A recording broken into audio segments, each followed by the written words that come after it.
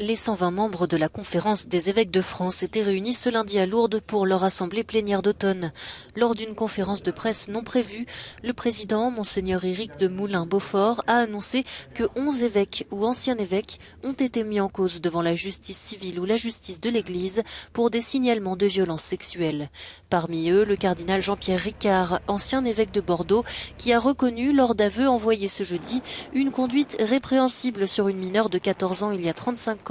ou encore Michel Sentier, l'ancien évêque du diocèse de Créteil, qui aurait exercé une emprise psychospirituelle sur 2 jeunes hommes majeurs à des fins sexuelles. Il y a aujourd'hui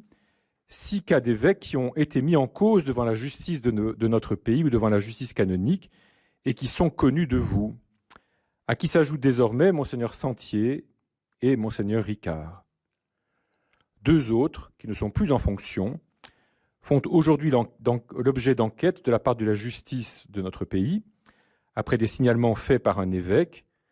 et d'une procédure canonique. Un troisième fait l'objet d'un signalement au procureur auquel aucune réponse n'a été donnée à ce jour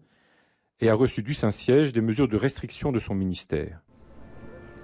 Réunis depuis jeudi dernier, les 120 membres de la Conférence des évêques de France ont pour objectif d'établir plus de transparence sur les affaires de violences sexuelles commises au sein de l'Église catholique.